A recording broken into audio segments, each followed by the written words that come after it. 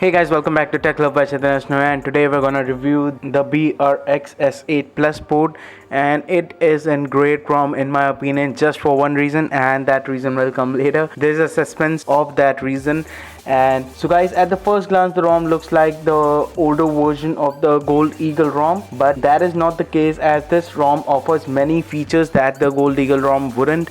And there's a new version of the Gold Eagle ROM out right now. It is renamed to the Global Elite ROM, and it is a great ROM too. And if you want to check out its review, the link to the video will be right over here. Please do check it out, and you might like that ROM, but this ROM right over here is just amazing. So I don't think the ROM is an actual S8 Plus port, as in the about device it does not show the Samsung Experience version. So there's no Samsung Experience version over here, so I don't think it is an actual S8 Plus port. So the thing that I really like about this ROM is that the text and the icons over here are all of small size, and the home screen grid and the app screen grid goes up to 6x6, although I've set it to 5x5, but it is a great feature and it makes me feel like the screen is bigger than it actually is. So that is really great.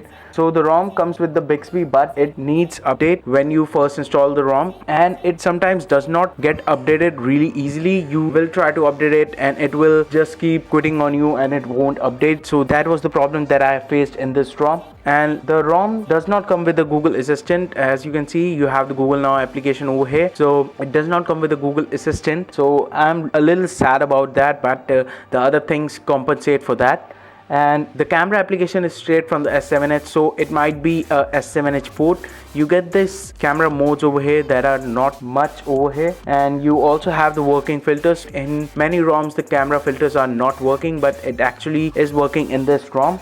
And the home screen setting has that special settings over here through which you can customize your ROM a little more. So you can rotate your launcher, you have the animations over here, the colors and the blur setting, which I will show you in a second. And you have gestures at home and dock, so you can customize your ROM a little bit over here. And moving on to the app screen, there is a beautiful blur in the background which can be adjusted in the special settings that I just showed you. So that is really great. I really like this. So while using this ROM, I have twice experienced the ROM freezing up and unexpected restart. So that was a little bit problematic, but it does not happen that much. It just happened twice. Let's go into settings now. And first of all, the Wi-Fi Direct is not working properly, and if you go into it, it is not able to receive from other device, and it is not also able to search the other device. So that is a problem. And in this ROM, features are directly added into settings, so that is a great thing. So if you go into sound settings over here, you have the switching tracks, which helps you to switch tracks by your buttons, and the volume bar settings and all over here. And the thing is, the switching tracks is not working. I've tried it many times and it is just not working. So just like that. Also in the setting, when you first start to use this ROM, you get this annoying animation in this ROM, and I don't know how to disable it. It just got disabled by itself. I don't know how. So that was a really annoying. It had swiping elements over here. The elements would swipe to the right, and that was really annoying, but it got solved on its own. So I don't really know how that happened. So in the display settings over here, you have home screen setting built in over here, and the desktop settings in which you can set up the shortcuts and gestures. So you can do that over here. Also you have the blue light filter over here, which actually works. And in the forum it says that you have to flash the Knox channel in order to make the always on display work. So that is that. And with this trend, every setting have something more in it. Like in advanced settings, you have this animation over here, this the marshmallow land, the marshmallow game over here, the freezing applications, something over here, auto start, shake off mode. So you have many features inside of settings that you can see.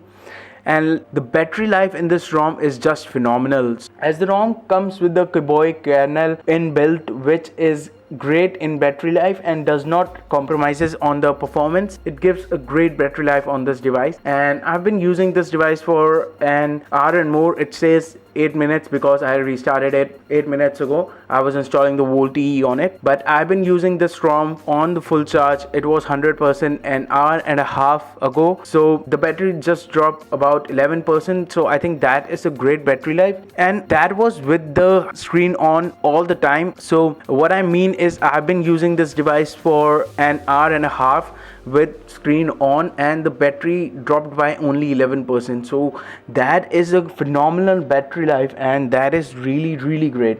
So in about device, you have the device name as the BRX Nougat S8 Plus and the model number of the S8 Plus, and in the software info you have the Android version Nougat and the baseband version of the G95i. So it does not have that Samsung Experience version, so that leads me to believe that it might not be the actual S8 Plus port. And in the lock screen, the clock does not show up. I don't know why it is not showing up. And lastly, the ROM does not come with the VoLTE effect, so you have to apply a VoLTE effect in order to make your device work with the VoLTE E. So I've already made a video about a VoLTE effects, and link to the video will be right over here. Just follow the process and you will get the working VoLTE E. It is really easy and not too difficult.